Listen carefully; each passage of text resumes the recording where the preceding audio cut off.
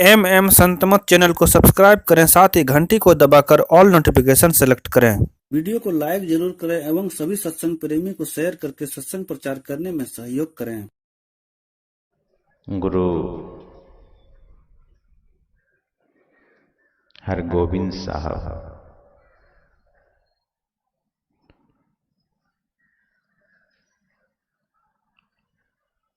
उनके यहाँ बहुत सारी संगत, बहुत सारे सत्संगीगण उनके धर्मोपदेश को सुनने के लिए आया करते थे।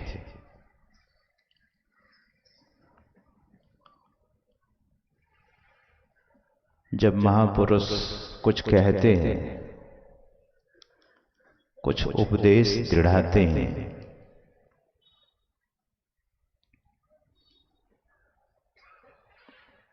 उसमें बहुत सारे प्रसंगों पर महापुरुष उपदेश देते हैं।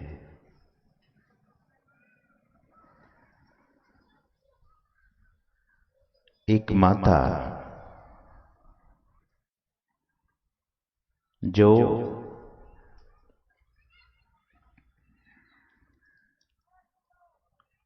गुरु साहब के आश्रम में आकर सेवा किया करती थी,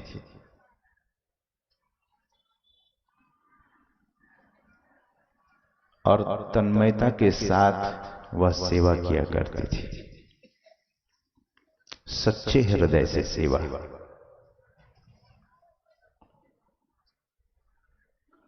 स्वामी विवेकानंद जी महाराज ने कहा है,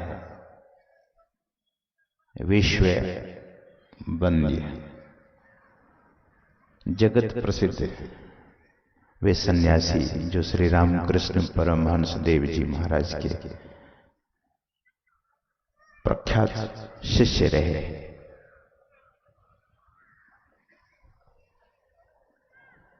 उन्होंने कहा है, सच्चे मन से, पूरी लगन से अगर कोई व्यक्ति किसी काम को करता है तो उसमें 100% सफलता अवश्य मिलती है।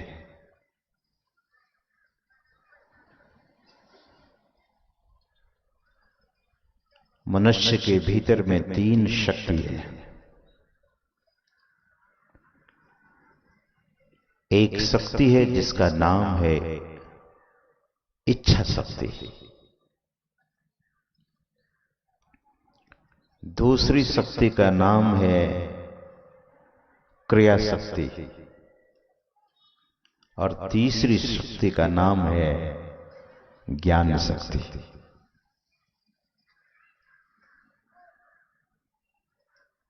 The power of knowledge.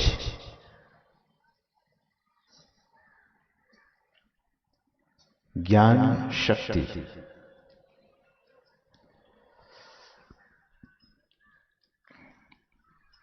जबरदस्त है। सत्संग में लोग बैठकर ज्ञान शक्ति को ही मजबूत करते हैं। ज्ञान में अगर हम सशक्त हो गए, ज्ञान हम आपके भीतर वह जागृति पैदा कर देता है कि हम मोक्ष की ओर उन्मुख हो जाते हैं।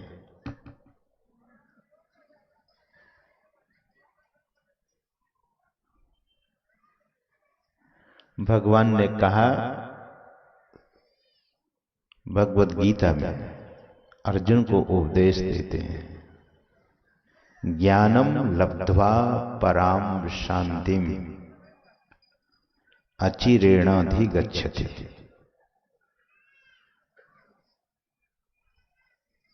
ज्ञान अगर मिल जाए तो भगवान कहते हैं उसे फिर मोक्ष भी मिल जाएगा।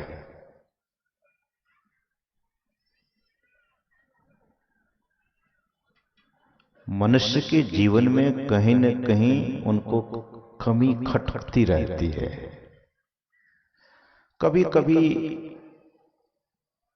आप अपने मित्रों से पूछते हैं कि किसी चीज की कमी तो नहीं है, तो अगर वे समझदार हैं, यद्यपि कमी है भी, तब भी वह यह कहता है नहीं नहीं, किसी चीज की कमी नहीं है, सब कुछ ठीक है, सब है मेरे पास, ताकि आपको तकलीफ ना हो जाए उनकी कमी को सुनकर। जिस व्यक्ति के अंदर समझदारी है वह व्यक्ति हर जगह मैनेज कर लेता है। दुनिया incomplete, we know the very well. This world is incomplete and God is complete. परमात्मा पूर्ण है और संसार अपूर्ण है। अपूर्णमय संसार में पूर्णता को कोई खोजता है तो उनकी नादानी है। ऐसे व्यक्ति की मूढ़ता है जो संसार में पूर्णता को खोजता है। संसार अपूर्ण है, लेकिन फिर भी हम आपके जीवन में जो आवश्यकता है वह तो चाहिए। भोजन चाहिए, वस्त्र चाहिए, मकान चाहिए, दुकान चाहिए, व्यापार चाहिए, नौकरी चाहिए, प्रतिष्ठा चाहिए, मान सम्मान चाहिए। यू हैव इट, आपके पास होना चाहिए। यू मस्ट हैव, निश्चित रूप से होना चाहिए। लेकिन इन होने के बीच में पूर्णता नहीं है। किसी को बहुत प्रतिष्ठा मिल गई है तो वे पूर्ण हो चुके, ऐसा नहीं है। किसी को कोई पद की प्राप्ति हो गई, वह पूर्ण हो गए, ऐसा नहीं है।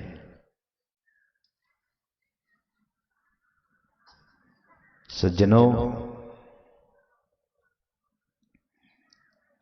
संसार में आना अपूर्णता में आ जाना और परमात्मा की ओर चल देना, पूर्णता की ओर चल पड़ना। परमात्मा,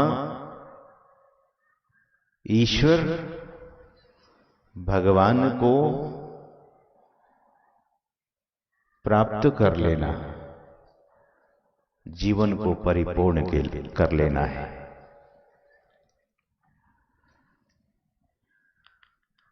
ये जो इतने संत महापुरुषों के श्रृंखला को हम आप देखते हैं, शास्त्रों में उनके बारे में कहा गया है, लिखा गया है। यहाँ जो सत्संग हो रहा है, पीछे भी बहुत सारे संत महापुरुषों के विग्रह को छापा गया है, यहाँ पीछे लटकाया गया है।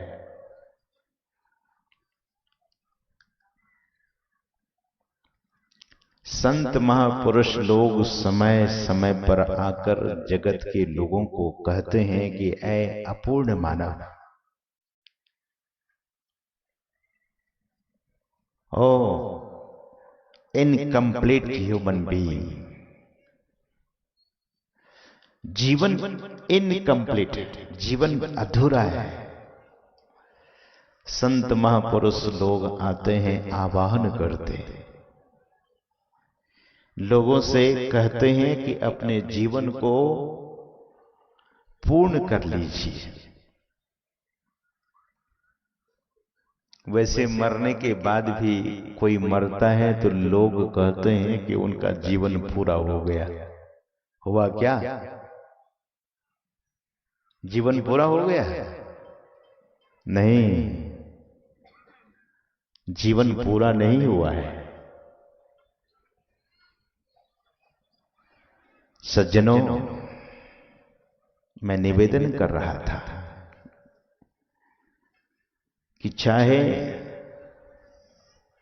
पंजाब में कोई संत हुए, चाहे बिहार में हुए, चाहे मध्य प्रदेश में हुए, चाहे राजस्थान में हुए, चाहे महाराष्ट्र में हुए, चाहे तमिलनाडु में हुए, चाहे केरल और कर्नाटका में हुए, चाहे आंध्रा और तेलंगाना में हुए, चाहे कश्मीर और हिमाचल में हुए, कहीं भी संत हुए भारत के धराधाम पर, उनका लक्ष्य क्या रहा? समाज की पीड़ा को देखकर वे पीड़ित हुए, समाज के लोगों के दुखों को देखकर वे दुखी हुए, और वे चाहते रहे कि सबका जीवन पूर्ण हो जाए।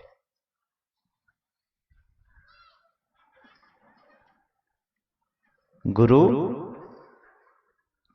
कल्प वृक्ष के समान होते हैं। हम आप आज गुरु की महिमा को सुन रहे हैं। स्वामी विवेकानंद जी महाराज कहते हैं कि यदि जागृत गुरु का स्थान न होता तो दुनिया का सबसे बड़ा पुस्तकालय ही गुरु बन बैठे होते। पुस्तकालय में कितनी पुस्तकें रखी होती है, कितने ग्रंथ रखे होते हैं, लेकिन गुरु की जरूरत पड़ती है। आप अपने बच्चे को किताब खरीद कर दे दीजिए और कहिए कि तुम विद्वान हो जाओ, संभव है? It's impossible. बच्चे के हाथ में किताब दे देने मात्र से बच्चा विद्वान नहीं हो सकता, बच्चा क्वालिफाइड नहीं हो सकता, बच्चे में योग्यता नहीं आ सकती। उस किताब को पढ़ाने वाले शिक्षक की जरूरत होती है, टीचर की जरूरत होती है। जब भौतिक विद्या को पढ़ने के लिए शिक्षक की जरूरत है, यहां तो ब्रह्म विद्या की पढ़ाई की बात हो रही है। ब्रह्म विद्या,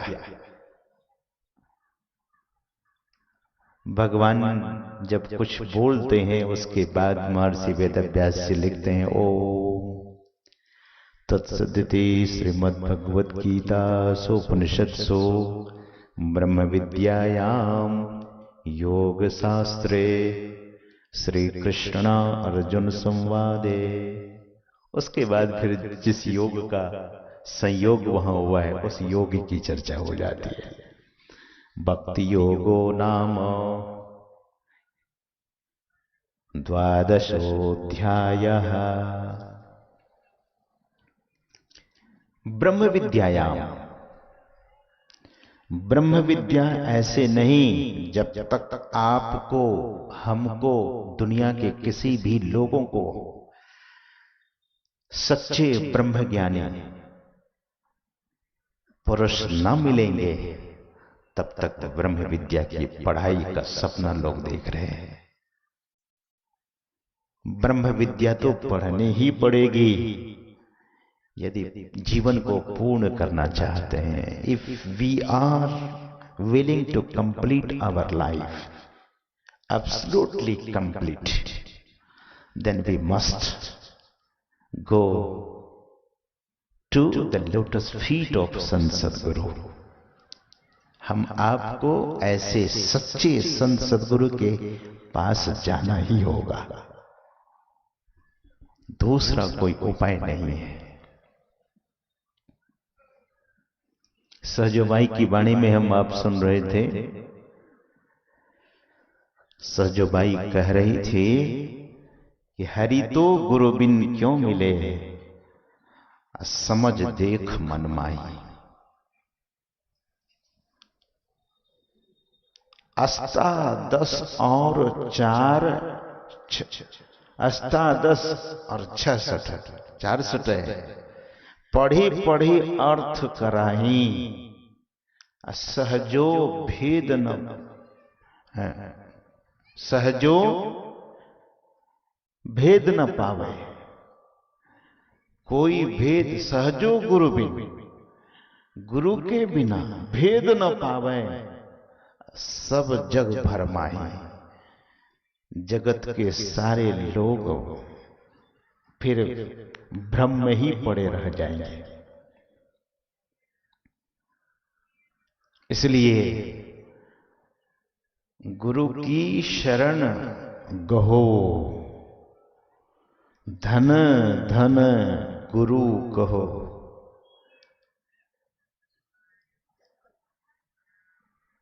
संत सदगुरु महर्षि में ही परमहंस जी महाराज कहते हैं कि इसलिए गुरु की शरण गहो, गहिए, उनके चरण को पकड़िए। सज्जनों, मैं एक बात निवेदन करता हूं, कसाई को तो आप लोगों ने देखा ही होगा, कसाई को तो देखा होगा आप लोगों ने। हाट में, बाजार में, कभी कभी कहीं कहीं हाट लगती है, उसमें भी बुच्चड़ और कसाई लोग आते हैं। मुर्गा के गर्दन को उड़ाने में समय लगता है क्या उसको? बकरे के गर्दन को कैसे काटता है, काटने में भी सुना हमने झगड़ा है। एक कहता है कि हलाल हलाल किया जाता है और दूसरा कहता है कि नहीं, झटका। हरिद्वार से दिल्ली जब हम लोग जाते हैं तो कहीं कहीं लिखा रहता है कि यहां झटका का मांस मिलता है, मतलब झटके से काट दिया गया। वहां भी झगड़ा है, वहां तो ज्यादा झगड़ा है। सज्जनों, मैं निवेदन कर रहा था कि कसाई को देखा होगा आपने, क्या उनके चरण को भी छूने की किसी की इच्छा होती होगी? उसका भी चरण कोई पकड़ता होगा क्या? शायद बकरा शायद, लेकिन कोई समझदार व्यक्ति कसाई के चरण को पकड़ता है क्या? है कोई वहां ऐसी समझ? कसाई का जो चरण है वह चरण नहीं है, उसको चरण नहीं कह सकते हैं। उसके कदम, उसका जो कदम है वो तो दुराचार की ओर है। वो चरण वहां नहीं है, वहां तो दुष्चरण है, वहां दुष्चरण है। इसलिए दुष्चरण को कोई प्रणाम नहीं करता है, और गुरु के चरण को भगवान ब्रह्मा भी, भगवान विष्णु भी, भगवान शंकर भी प्रणाम करते हैं। सदगुरु के चरण को सदगुरु महाराज ने कहने की कृपा की, सदगुरु चरण टहल नित करिए, नर्तन के फल ये ही। किनके चरण की सेवा? याज्ञवल्क जी महाराज महर्षि भारद्वाज के चरण को पकड़ लेते हैं। भारद्वाज जी महाराज महर्षि याज्ञवल्क के चरण को पकड़ लेते हैं। याज्ञवल्क जी ने कहा कि अरे महापुरुष, आप ये क्या करते हैं? भारद्वाज ने कहा, महर्षि भारद्वाज ने कहा कि आपके चरण में शांति है, आपके चरण में ज्ञान है, आपके चरण में पूर्णत्व है। सज्जनों, जिसका चरित्र पवित्र है, उन्हीं के चरण को कोई पकड़ लेता है तो ऐसे व्यक्ति का भी चरित्र उज्जवल हो जाता है।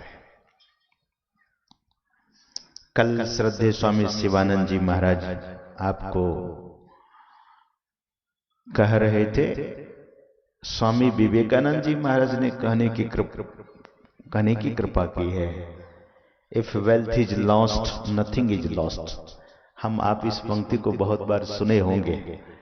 If health is lost something is lost, if character is lost everything is lost. चरित्र चला गया तो कुछ बचा ही नहीं, नथिंग इज देयर। तो ऐसे सदगुरु के चरण की सेवा करनी है, चरण की शरण लेनी है। अभी हमारे संत मत के प्रसिद्ध महात्मा जो संतवाणी गाने में बड़े ही अग्रगण्य है, श्रद्धेय स्वामी मनोज जी महाराज, लोग उनको मनोज बाबा से जानते हैं। वे कह रहे थे कि आजकल लोग माइक पर ये कहते हैं कि शरीरधारी गुरु की आवश्यकता नहीं है।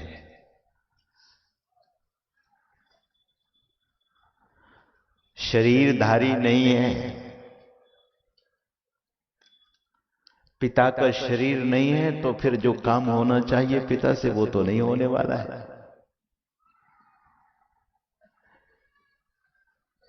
सज्जनों, आवश्यकता है। हम आपको श्रद्धेय मनोज बाबा कह रहे थे कि लोग ऐसा कह रहे हैं और ये ठीक नहीं। शरीरधारी गुरु की आवश्यकता है और गुरु चाहिए, गुरुडम नहीं चाहिए। सदगुरु महाराज कहा करते थे, गुरुडम नहीं, गुरु चाहिए। सुंदरदास जी महाराज कहते हैं कि जैसे कोई व्यक्ति बाजार करने जाता है, और उस जमाने में कौड़ी चलते थे, शायद रुपये पैसे नहीं चलते थे। उन्होंने कहा कि गुरु बिन बाट नहीं और कौड़ी बिन हाट नहीं। गुरु न मिले तो सुपथ की जानकारी नहीं मिलेगी। कुपथ में तो लोग चल ही रहे हैं, सुपथ सच्चे मार्ग, सुंदर मार्ग की जानकारी नहीं होगी। और उस जमाने में कौड़ी चलती थी। कौड़ी तो जानते ही हैं सभी लोग, कौड़ी के बिना हाट नहीं हो सकती, कुछ खरीदारी नहीं हो सकती। तो मैं निवेदन कर रहा था कि एक एक पहलू पर सदगुरु हम आपको शिक्षा देने का काम मुद्दत से करते आ रहे हैं। संत सदगुरु महाराज के संत सदगुरु थे परम संत बाबा देवी साहब, हम आप जानते हैं, मुरादाबाद निवासी। लेकिन उनके एक पद्य में है कि सदगुरु संत कबीर गुरु नानक आदि कही।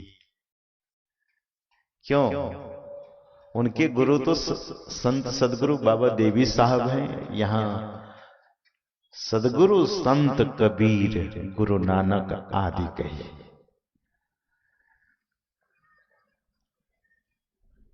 क्यों ऐसा? कि सतबादी सब संत है, आप आपने धाम आजिज की अरदास है, सकल संत प्रणाम। इसलिए उन्होंने कहा सब संतन की बड़ी बलिहारी। सदगुरु देवी अरुज भय हैं, होंगे सब चरणन सिरधारी।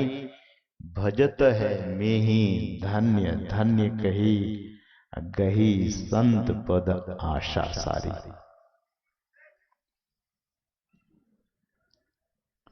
कबीर साहब कहते हैं कि संत की आस करो। संत सदगुरु महाराज कहते हैं कि हमें तो संतों के चरणों की आशा है, लेकिन मैं याद दिलाना चाहूंगा, हीरे के भस्म को लोग खाते हैं तो बहुत भयानक से भयानक बीमारी से निजात पा जाते हैं। हीरा और कांच तो दिखने में एक ही जैसा होता है लगभग। हीरा में चमक ज्यादा होती है, लेकिन अगर कांच को तोड़ दें और टूटे हुए हीरे के समीप रखें तो कांच भी कम नहीं चमकता है। कांच में भी बड़ी चमक होती है, लेकिन कांच को अगर पीस कर पी लिया जाए तो मनुष्य की मौत हो जाएगी, और हीरे को अगर पीस कर शोध कर खाया जाए तो बहुत बड़ी बड़ी बीमारी से लोग निजात पा जाते हैं। यही है सच्चे संत सदगुरु, सच्चे महापुरुष की संगति करेंगे तो जीवन निहाल हो जाएगा। और अगर कच्चे, अगर पाखंडी, अगर ऐसे सदगुरु से, तथाकथित सदगुरु से संगति हो गई तो जीवन को निहाल नहीं, फिर पमाल कर देंगे, जीवन को बर्बाद कर देंगे। तो सच्चे महापुरुष जिन्होंने उन परंपरा को माना है, हमारी परंपरा है, देयर इज आवर ट्रेडिशन, हम आपकी एक परंपरा है। और परंपरा के जो संत हैं, उस संत तत्व के संबंध में थोड़ी सी चर्चा हुई है। यदि व्यास, वाल्मीकि, सुखदेव, नारद, याज्ञवल्क्य, जनक, वशिष्ठ, दधीचि, बुद्ध, महावीर, नानक, कबीर, सूर, तुलसी, मीरा, नंबलवार, वासगर, तुकाराम, रामकृष्ण, महर्षि में ही प्रवृत्ति संतों को भारत के इतिहास से निकाल दिया जाए तो यह भारत की जो परंपरा है वो खोखली हो जाएगी। Nothing is going to remain over there, तब कुछ बचेगा नहीं। संत ही मानव जाति के प्राण हैं, ध्यान दीजिए, मानव जाति के प्राण हैं संत, और उन्हीं संतों में से कोई एक संत सदगुरु होते हैं। और ऐसे संत सदगुरु हम आपको ब्रह्म विद्या का पाठ पढ़ा देते हैं, ब्रह्म विद्या को पढ़ने के लिए सिखा देते हैं। ब्रह्म विद्या जो पढ़ेंगे वे ब्रह्म का साक्षात्कार कर लेंगे। लेकिन इस विद्या की पढ़ाई की शुरुआत का जो समय है वह कब से है? हम आप ध्यान सीखे हैं, दीक्षा जो लोग ले चुके हैं, संत सदगुरु महाराज ने कहने की कृपा की कि सर्वप्रथम ध्यान करो।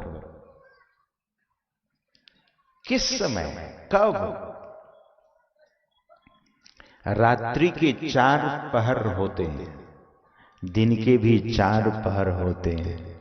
हम आप जानते हैं कि रात्रि के 4 पहर और दिन के 4 पहर दोनों मिलाकर 8 पहर। इस 8 पहर को विभाजित किया गया। इस 8 पहर में किस पहर में कौन सा काम करना चाहिए, ये ऋषियों ने खोज की। ब्राह्म मुहूर्त में, ब्रह्मवेला में, ब्रह्मवेला ध्यान दीजिएगा, अमृत वेला, अमृत वेले में बैठकर अमृत प्राप्त किया जा सकता है। ब्रह्म वेला में बैठकर उस ब्रह्म ईश्वर और परमात्मा को प्राप्त किया जा सकता है। पहले पहर सब जगह, चरणदास जी महाराज राजस्थान में हुए, वे कहते हैं कि पहले पहर तो सब लोग जगते हैं और दूजा भोगी जान। दूसरे पहर में भोगी लोग जगते हैं। 6 से 9 बजे तक तो सभी लोग जगते हैं, रात्रि की बात मैं बता रहा हूं।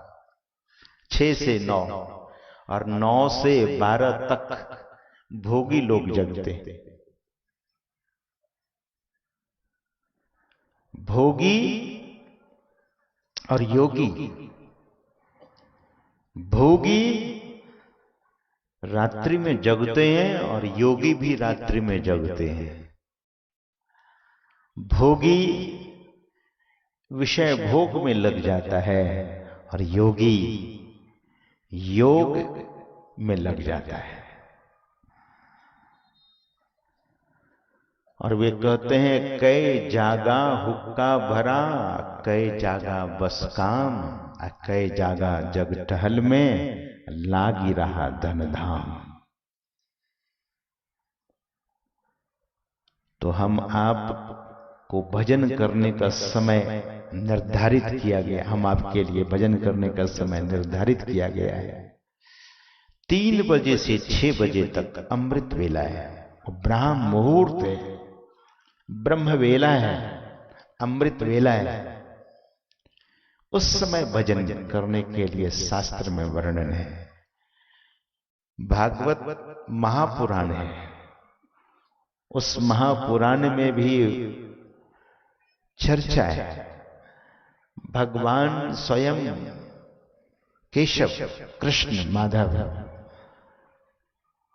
ब्राह्म मुहूर्त में उठकर भजन करते हैं। उनको जरूरत थी क्या? नहीं, उनको क्या जरूरत थी?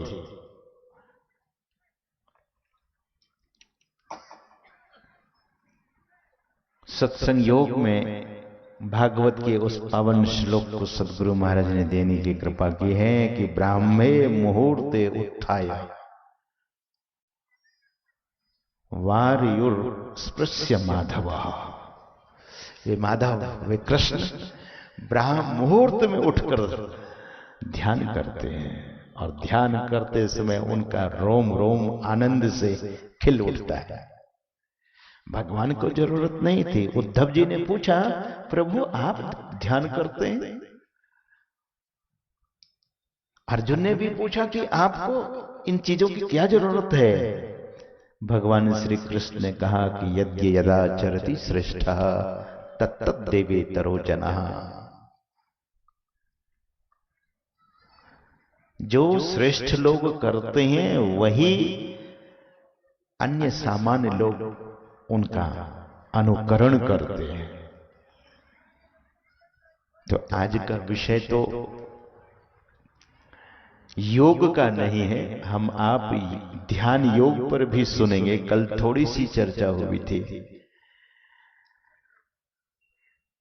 यह जो गुरु महिमा के संबंध में हम आप सुन रहे हैं, गुरु भक्ति के संबंध में सुन रहे हैं, गुरु की महत्ता के संबंध में सुन रहे हैं। तो मैं निवेदन कर रहा था कि गुरु भक्ति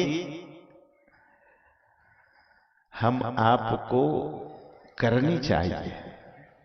राधा स्वामी साहब हुए, उन्होंने कहा कि गुरु भक्ति पहले करो, पीछे और उपाय। उन्होंने कहा कि गुरु भक्ति तो पहले ही किया करो, पीछे और उपाय सोचना। जीवन की शुरुआत ही गुरु से हुई है। मां गुरु के समान, पिता गुरु के समान। संत कबीर साहब कहते हैं कि 7 गुरु संसार महा, चेला सब संसार। 7 गुरु की चर्चा वे करते हैं। तो सज्जनों, मां भी गुरु ही होती है, पिता भी गुरु ही होते हैं। नाम रखने वाले वे भी गुरु ही होते हैं। लेकिन किस गुरु की वंदना, किस गुरु की सेवा, किस गुरु का सेवन हम आपको करना है? सोई गुरु नित बंदिए, उनकी वंदना कीजिए, उनसे प्रार्थना कीजिए, उनको पूजिए जो भवजल उतारे पार, जो इस संसार सागर से हम आपको पार उतार देंगे। तो मैं निवेदन कर रहा था कि हरगोविंद साहब अपने सत्संग में बैठे थे और एक माता उनके श्रीमुख की ओर देख रही थी। तो सत्संग के बाद हम आप देखते हैं प्रणाम करने की जो प्रथा है, प्रणाम करने की जो परंपरा है, तो पंजाब की धरती पर जब आप कभी जाइए तो देखिए वहां प्रणाम ऐसे एक साथ नहीं करते हैं। कहीं कहीं हमने देखा है कि लोग इतने एक साथ प्रणाम करने आ जाते हैं कि हम लोगों के लिए भी फिर सोचना पड़ता है कि आप यहां लोग बचने भी देंगे या नहीं देंगे, कहीं गिरा तो नहीं देंगे।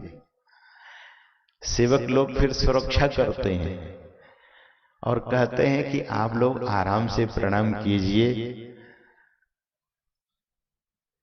पूज्यपाद महर्षि शाही स्वामी जी महाराज को मैंने देखा कि एक माई इतना जोर से पैर पकड़ के लटक गई, महाराज को क्या पता,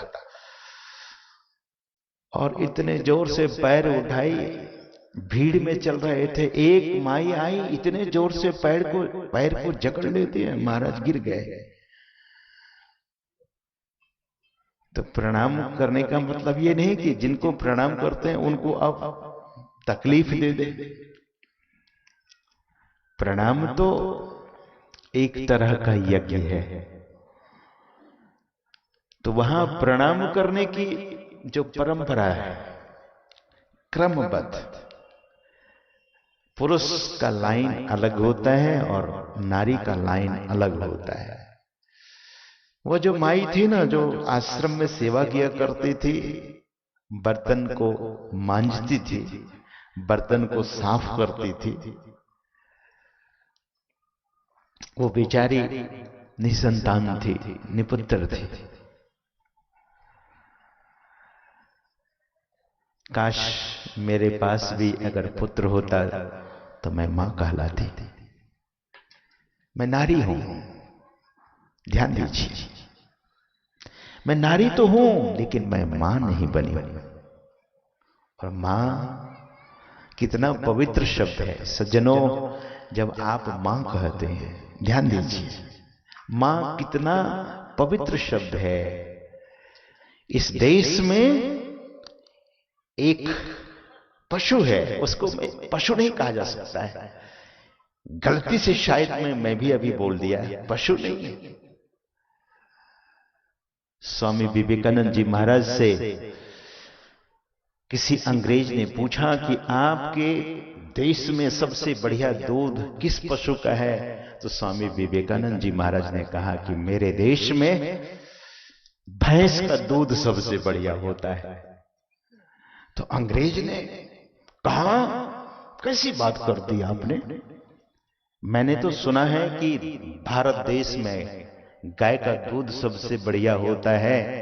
तो स्वामी विवेकानंद जी ने कहा कि फूल, ओ फूल, FOOL, फूल। फूल का मतलब मूर्ख, ए फुलिश, ए मूर्ख। गाय पशु नहीं है, गाय तो हमारी मां है, मां। गाय हमारी मां है। संत सदगुरु महाराज ने भी कहने की कृपा की है कि हम आप मां के दूध को कुछ महीनों के लिए पीते हैं, लेकिन गाय के दूध को जीवन भर पीते हैं। इसलिए गौ माता अपनी मां से भी बढ़कर है।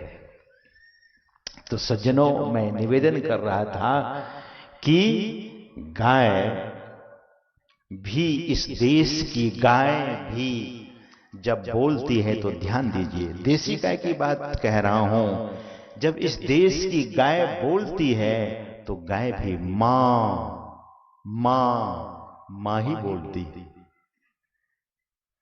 इसलिए मां से ही हर बच्चा शुरुआत करता है। कोई पिता अब्बा नहीं बोलता है, पिता नहीं, कोई बच्चा अब्बा नहीं बोलता। अब्बा मुस्लिम लोग बोलते हैं। कोई बच्चा शुरू में मां मां ही बोलता है, मां। अब तो मां से मम्मी कर दिया है, और मम्मी से अब लोग क्या बोलते हैं आपको पता होगा। लोग तो मॉडर्न है, बच्चे लोग मॉडर्न है। मम्मी से अब बोलते हैं मम्मा। मम्मी से अब मम्मा हो गया। और अब फिर शोध चल रहा है, बोले मम्मा नहीं, अब मां ही बोलेंगे। तो हर नारी की इच्छा रहती है कि हम मां बने। और अगर किसी नारी के मन में यह इच्छा है कि मैं भी मां बनूं, तो अच्छे पुत्र को जो जन्म दे। और अच्छा पुत्र, सुयोग्य पुत्र जब जन्म लेता है तो परिवार, समाज, राष्ट्र सबकी उन्नति होती है। आप देख रहे हैं इस मंच पर सपूत लोग बैठे हैं। इन्होंने अपने मां के कोख को सिद्ध कर दिया। ये जो साधु महात्मा को देखते हैं, इसने जीवन के मूल्य को देने के लिए, मां और पिता के कर्ज को उतारने के लिए, कभी ये न कहा जाए कि ये भगोड़े हैं। भगोड़े नहीं है। इसने अंधकार को भगाने की कोशिश की है, अज्ञान को समाज से हटाने की कोशिश की है, समाज को सदाचरण देने की कोशिश की है। ऐसे संत महापुरुषों को तो प्रणाम। ऐसे सच्चे सपूत लोग जो इस देश, यहीं इस मंच पर नहीं, पूरी दुनिया में और पूरे भारतवर्ष में, मैं तो कहूंगा कि हम भारतवासी हैं। भारत के उन सच्चे सपूतों को मैं प्रणाम करता हूं जो ब्रह्म ज्ञान की बातें करते हैं और ब्रह्म ज्ञान में अपने को रखते हैं। ऐसे सपूत जो सन्यासी हैं, जो वैरागी हैं, जो ऐसे साधु संत हैं, वे प्रणम्य हैं, वे वंदनीय हैं, वे प्रशंसनीय हैं। और ऐसे ही सच्चे सपूतों के, सच्चे महापुरुषों के, उन संत सदगुरुओं के जो शिष्य हैं, वे भी कम नहीं है। वे भी भारत मां के सच्चे लाल हैं। वे व्यापारी के रूप में हैं, वे किसान के रूप में हैं, वे डॉक्टर और इंजीनियर के रूप में हैं। और भारत मां के बॉर्डर पर, सीमा पर प्रहरी बनकर खड़े हैं वे नौजवान जो दीक्षा लिए हैं, जो ध्यान करते हैं और जो अपने जीवन को पवित्र बनाकर रखे हैं। भारत में अगर सभी लोग सदाचारी हो जाए, सदगुरु महाराज कहा करते थे कि भारतवर्ष में सभी लोग सदाचारी हो जाएं, कोई किसी से झूठ न बोले, कोई किसी की हिंसा न करे, कोई किसी की ठगी न करे, कोई किसी की निंदा न करे, कोई किसी से वैमनस्य और ईर्ष्या न करे, तो सदगुरु महाराज कहते थे कि हमें स्वाधीनता तो प्राप्त हुई है, हमें स्वराज्य की प्राप्ति हुई है, लेकिन अगर सभी लोग सदाचारी हो जाएं, सभी लोग ध्यानी हो जाएं, सभी लोग ज्ञानी हो जाएं, तो हमें स्वराज्य में सुराज्य की प्राप्ति हो जाएगी। हमें स्वराज्य में सुराज्य की प्राप्ति हो जाएगी। सुराज्य, सुंदर राज्य, और यही चाहिए। मैं निवेदन कर रहा था कि वह नारी भी मां बनना चाह रही थी। सत्संग हो गया, सब लोग प्रणाम करने के लिए अब तैयार हुए हैं। क्रम क्रम से लोग प्रणाम कर रहे हैं, और आखिरी पंक्ति के आखिरी में भी माता खड़ी है। जब सब लोग चले गए तो हरगोविंद साहब से उन्होंने कहा कि बाबा जी आप कुछ भी कह लीजिए, बाबा कहिए, बाबा जी कहिए, महाराज कहिए, स्वामी जी कहिए। पंजाब में लोग ज्यादातर यही बोलते हैं बाबा जी। तो माता ने कहा कि बाबा जी वर्षों से आपके चरणों में मैं आती रह रही हूं महाराज, मुझे एक मन में पीड़ा बनी रहती है, मैं भीतर से बड़ा दुखी हूं। तो हरगोविंद सिंह जी महाराज ने पूछा कि बोलो। बीबी, वहां बीबी बोला जाता है। तो हरगोविंद साहब ने कहा कि बोलो मैया, क्या चाहती है तू, क्यों दुखी है तू? तो उस माता ने कहा कि मुझे कोई पुत्र नहीं है, मुझे कोई संतान नहीं है। सज्जनों, हरगोविंद सिंह जी महाराज ने गौर से उनके ललाट की ओर देखा। महापुरुष तो सब जानते हैं। और थोड़ी देर के लिए आंख बंद कर दी। अभी श्रद्धेय स्वामी मनोज बाबा से हम आप सुन रहे थे कि भगवान शंकर भी सती ने जब कहा कि कछुन परीक्षा लीन गुसाई, कीन्ह प्रणाम तुम्हारे ही नाई, तो भगवान को विश्वास नहीं हुआ। भगवान शंकर ध्यान लगा देते हैं और जान लेते हैं। हरगोविंद सिंह जी महाराज भी आंख बंद करते हैं और आंख बंद करते हैं, देख लेते हैं और कहते हैं कि माई तुम्हारे नसीब में 7 जन्मों तक कोई संतान लिखी भी नहीं है, मैं कुछ नहीं कर सकता, जाओ। महापुरुष से क्या वो मुंह लगाएंगे, चली गई। लेकिन सेवक जो बाहर खड़ा था उनको लगा कि ये माई बहुत दुखी है। उनके चेहरे को पढ़कर सेवक ने पूछा कि माई तो क्या गुरु महाराज से मांग रही थी? तो माई की आंखों में आंसू आया है और माई कहती है कि जो मैं मांग रही थी वो मिलने वाला नहीं है, मैं अभागन हूं, मेरे भाग्य खोटे हैं, मैं तो नारी हूं, मैं भी मां बनना चाह रही थी, लेकिन अब मैं कभी मां नहीं बन सकूंगी। सेवक ने पूछा क्या तुझे कोई संतान नहीं है? माता ने कहा कि नहीं।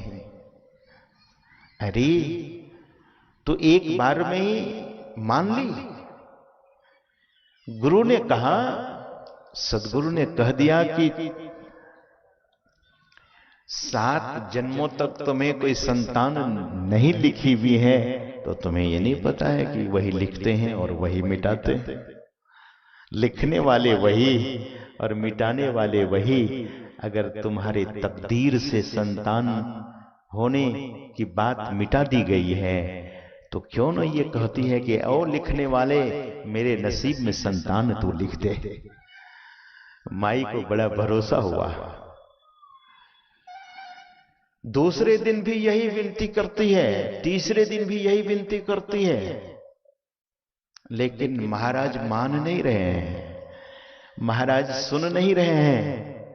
सेवक ने कहा कि ऐसे नहीं होगा, कल तुम कलम और दवात लेकर के आना। सज्जनों, जमाने की बात, यहां तो अब बच्चे लोगों से कहेंगे कि पहले कलम हुआ करते थे, किसके? सरकंडे के, बांस के बांस की जो पतली पतली डालियां होती है, उसके लोग कलम बनाते थे, सरकंडे के कलम बनाते थे, और इंक बनाया जाता था, घोला जाता था, और उसी से लोग लिखते थे। सज्जनों, सेवक ने कहा कि माता तू ले आना कलम और दवात, कागज के टुकड़े भी ले आना, और कहना कि मेरे नसीब में नहीं लिखा है तो आज आप लिख ही दो, क्योंकि लिखने वाले आप ही हो, मिटाने वाले आप ही हो। माई को बड़ी हिम्मत आई। हरगोविंद सिंह जी महाराज दूसरे दिन घोड़े पर सवार होकर कहीं जा रहे थे, तब तक में वो माई आती है दौड़े दौड़े, हाथ में दवात, इंक के, उसको रोशनाई बोलते हैं, इंक तो अंग्रेजी में बोलते हैं लेकिन लोग इंक ही समझते हैं। तो उस दवात में कलम लेकर और हाथ में कागज के एक टुकड़े लेकर दौड़े दौड़े आती है, घोड़े के सामने खड़ी हो जाती है और कहती है, ओ लिखने वाले, जरा मेरे भाग में अब एक संतान तो लिख दे। मेरे भाग्य में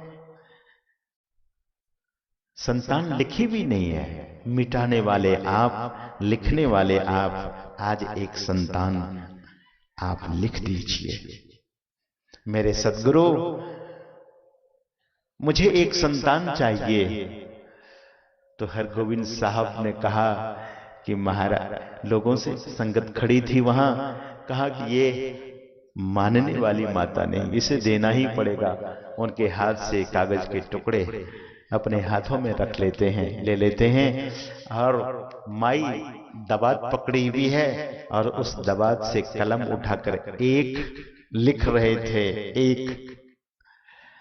एक लिख रहे थे। इतने में घोड़े ने टाप उठा दिया। घोड़े ने जो टाप उठाया तो सद्गुरु का हाथ हिला और एक के जगह सीधा ऐसे एक लिखकर जो नीचे ला रहे थे ना, वो नीचे नहीं आकर जो टाप उठाया तो हाथ भी गुरु जी के, सद्गुरु के हाथ भी ऊपर चला गया, एक के जगह 7 लिखा चला गया। सज्जनों, हरगोविंद साहब उस कागज के टुकड़े को बहुत गौर से देखने लगे, और कभी उस कागज के टुकड़े को देख रहे हैं और कभी उस माता को देख रहे हैं। अब उनको समझ में नहीं आ रहा कि लिखा तो गया है 7, बोले लिखा गया 7, अब एक नहीं 7 संतान की तो मां बनेगी, 7 संतान की मां बनेगी। ये संत सद्गुरु जो लिखते हैं, ऐसे नहीं कहा, हम आपने सुना है, जो न करे लकीर असो करे फकीर। जो बात दवा से नहीं होती वो दुआ से होती है। सच्चे मुर्शिद मिले तो बात खुदा से होती है। सच्चे महापुरुष। सज्जनों, समय तो 10 बजने में 10 मिनट बाकी है, और गुरु की महिमा इतनी है, संत कबीर साहब भी हाथ जोड़ लेते हैं, कहते हैं कि 7 समद की मसी करो, लेखनी सब बन रहा है, सब धरती कागज करूं, गुरु गुण लिखा न जाए। जब कबीर साहब हार मान रहे हैं तो हमारे जैसे आदमी कितना बोलेंगे। सज्जनों, समय अधिक हो गया है, और मैं सहरसा से श्री कृष्णदेव बाबू, जो प्रथम देव गुरुदेव जगत में और न दो जो देवा, गाते हैं तो रुला ही देते, तो उन्हें से आग्रह करूंगा। और इस भजन को लोग चैनल पर बहुत नर नारी, बहुत भक्त लोग सुन रहे हैं, और आज के अपराह्न वेले में हम आप श्रद्धे मनोज बाबा के मुखारविंद से भी भजन सुनेंगे, जो उनका भी भजन चैनल पर प्रसारण किया जाएगा।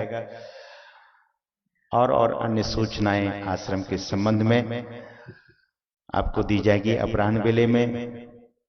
और मैं आप तमाम लोगों से, भक्तों से आग्रह करता हूं कि इस कार्यक्रम में जो शायद अर्थ की कमी है, शायद सहयोग में कुछ कंजूसी किए हैं, तो हृदय खोलकर मुक्त हस्त से अगर आप दान पुण्य करते हैं तो कार्यक्रम में और चार चांद लगेगा। कल तक यह कार्यक्रम निर्धारित है, तो हम आप इस कार्यक्रम से कल तक लाभान्वित होंगे। और इन्हीं शब्दों के साथ मैं अपनी वाणी को विराम देना चाहूंगा। बीच में अनाउंसमेंट नहीं, भजन आप उनका सीधे सुने ताकि समय बच सके और लोग भी गुरु भक्ति के संबंध में दुनिया के 129 देश आपकी बातों को और आप सबों को देख रहे हैं, क्योंकि हमारे जो साधना चैनल के ये पदाधिकारी गण हैं वो पूरे पांडाल को भी दिखा रहे हैं और साधु महात्माओं को भी दिखा रहे हैं। 129 देश में आपको देख रहे हैं। हम आप गुरु भक्ति के संबंध में पद सुने। बोलिए श्री सद्गुरु महाराज की जय। MM संतमत चैनल को सब्सक्राइब करें, साथ ही घंटी को दबाकर ऑल नोटिफिकेशन सेलेक्ट करें। वीडियो को लाइक जरूर करें एवं सभी सत्संग प्रेमी को शेयर करके सत्संग प्रचार करने में सहयोग करें।